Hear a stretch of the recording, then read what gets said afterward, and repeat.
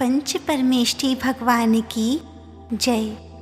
देवादिदेव 1008 श्री चिंतामणि पार्श्वनाथ भगवान की जय। परम पूज्य आचार्य भगवान श्री सकल कीर्ति जी महाराज की जय। परम पूज्य आचार्य गुरुवर भगवान श्री वसुनंदी जी महाराज की जय। परम पूज्य आचार्य भगवान श्री सकल कीर्ति मुनिराज द्वारा 9 सर्ग व 1100 श्लोकों में रचित सुकुमार चरित्र नामक यह बहुमूल्य कृति सहज उपलब्ध नहीं थी। परम पूज्य अभीक्ष्ण ज्ञानोपयोगी आचार्य भगवान श्री वसुनंदी जी मुनिराज की असीम अनुकंपा से यह ग्रंथ हमें उपलब्ध हो सका है। आइए सुनते हैं सुकुमार मुनिराज के रोचक जीवन वृत्तांत को। देव शास्त्र गुरु को प्रणाम, सब जग को सुखदाय। श्री सुकुमार चरित्र की हिंदी लिखूं बना। प्रथम सर्ग। देवों तथा उत्तमोत्तम मनुष्यों से परिपूर्ण 1,00,000 योजन विस्तार वाले लवण समुद्र से वेष्टित असंख्य द्वीप राशि के मध्यवर्ती जम्बू वृक्ष से चिन्हित नदी, पर्वत, देश, नगर, ग्राम आदि से सुशोभित राजाओं के समूह में चक्रवर्ती के समान जम्बू द्वीप है। इस जम्बू द्वीप में 1,00,000 योजन ऊंचा, समस्त मेरुओं में सुंदर, जिन मंदिरों से सुशोभित सुदर्शन मेरु है।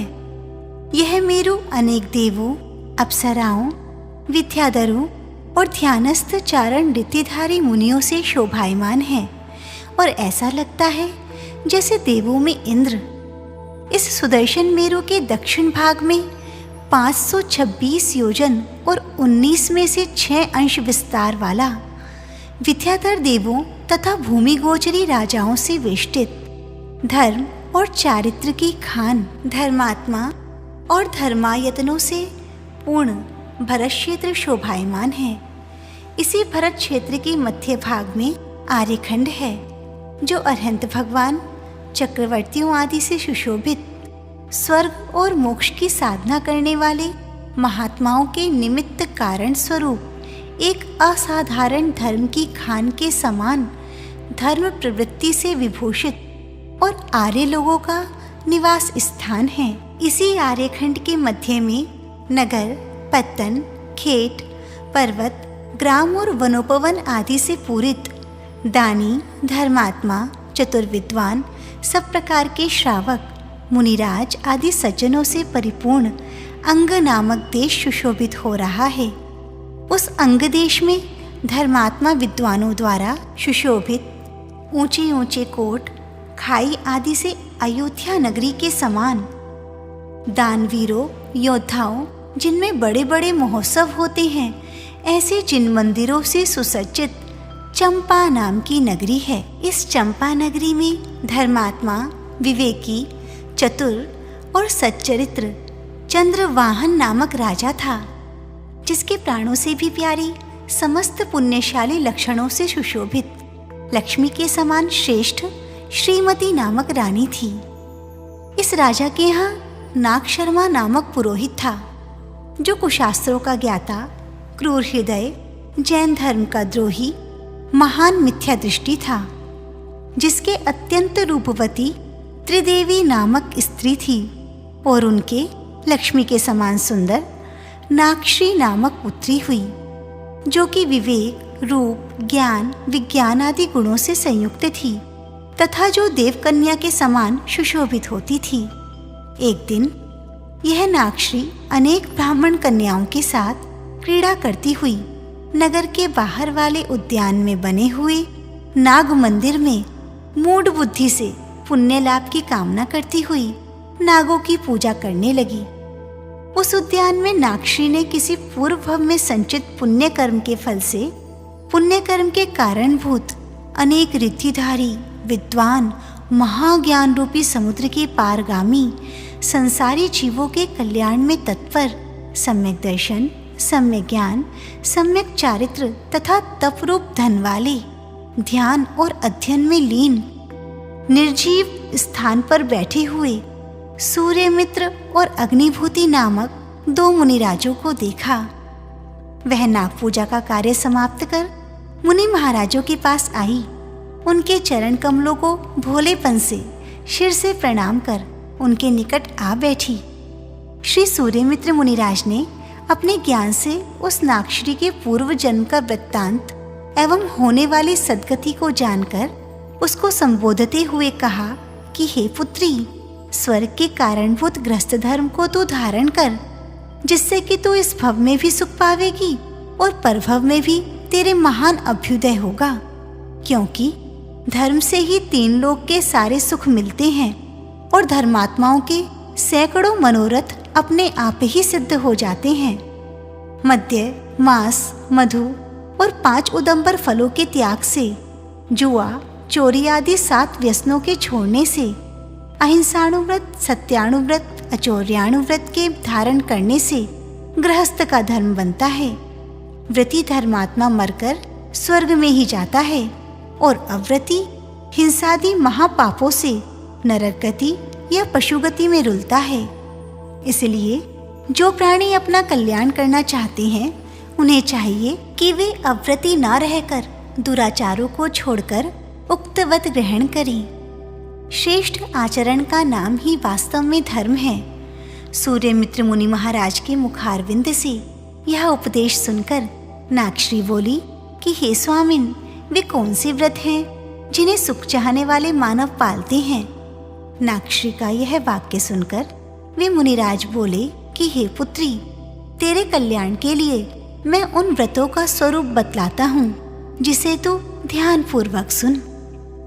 पहला अहिंसाणु व्रत तो यह है कि जितने भी त्रस्त जीव हैं, उनको अपने ही समान समझ उनकी मन वचन काया से रक्षा करना। यह व्रत जगत का हित करने वाला, अपने कल्याण का साधन, कीर्तिकारी, संपूर्ण व्रतों का मूल, समस्त श्रेष्ठ क्रियाओं का आचरण कराने वाला और संपूर्ण जीवों को अभयदान देने वाला है, जिसे तू ग्रहण कर। इस व्रत की रक्षा के लिए मदिरा, मांस, शहद और 5 उदंबर फलों को विष के समान समझकर बुद्धिमानों को छोड़ देना चाहिए। जो मनुष्य मदिरा आदि के सेवन में लंपटी हैं, उनकी बुद्धि नष्ट हो जाती है। बुद्धि नष्ट हो जाने पर जीवों की रक्षा का कोई विचार नहीं रहता है। जुआ खेलना, चोरी करना, शिकार खेलना, वैश्य सेवन, परस्त्री सेवन, मांस भक्षण और मदिरा पान, ये 7 व्यसन भी पापों की खान और नरक के द्वार में ले जाने वाले हैं। इसलिए इनका बुद्धिमानों को त्याग कर देना चाहिए। व्यसनी लोगों के दया, सत्व आदि गुण कहाँ से आवें, और दया सत्य आदि के बिना व्रत और धर्म भी कहाँ से आवे। अहिंसा अणुव्रत की रक्षा के लिए चाहे प्राण ही क्यों न निकल जावें, किंतु धर्मात्माओं को जगत में निंदनीय रात्रि भोजन कभी नहीं करना चाहिए। जो रात्रि को भोजन करते हैं, वे नियम से त्रस्त जीवों को खाते हैं।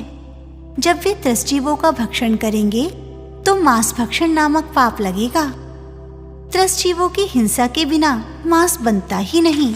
कंद मूल आदि अनंत जीवों से व्याप्त हैं। इसलिए दयालु प्राणी इन पदार्थों का सेवन औषधि में भी ना करे और ना इनसे बनी औषधियां ही सेवन करे। दया धर्म की प्राप्ति के लिए अचार, मुरब्बे, बेर आदि फल तथा मर्यादा के बाहर का मक्खन, जिसमें कि ढेरों कीड़े रहते हैं, नहीं खाना चाहिए।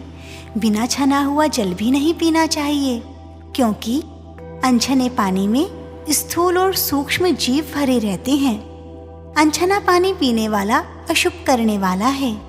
इस प्रकार अन्य भी और फल, जिनमें की जीव राशि रहती है, कभी नहीं खाना चाहिए। तभी सबसे पहला यह अहिंसाणु व्रत पलता है। सदैव सत्य, हित, मधुर, प्रामाणिक और धर्म को बढ़ाने वाला वचन ही बोलना चाहिए। जिसकी भले आदमी निंदा करे और असत्य हो, ऐसा वचन कभी नहीं बोलना चाहिए। सत्य वचन बोलने से ही धर्म और यश रहता है, लक्ष्मी बनी रहती है। वचन की सत्यता और प्रामाणिकता से ही विवेक और बुद्धि रहती है। मिथ्या भाषण रूप पाप के फल से कुमरण, मूर्खता, अपयश, अविश्वास, जिह्वा छेद जैसे अशुभ फल मिलते हैं। अचोरे व्रत की रक्षा के लिए बिना दिए हुए पड़े हुए, किसी के द्वारा खोए या भूले हुए धन को सर्प के समान भयंकर समझना चाहिए।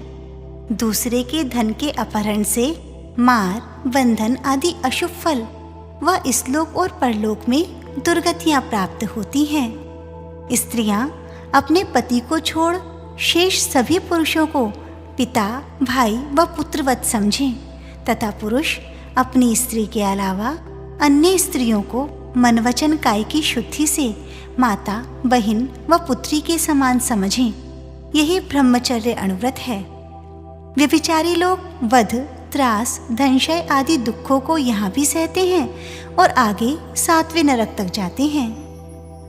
क्षेत्र आदि 10 प्रकार के परिग्रहों का परिग्रह परिमाण व्रत की रक्षा के लिए करना चाहिए।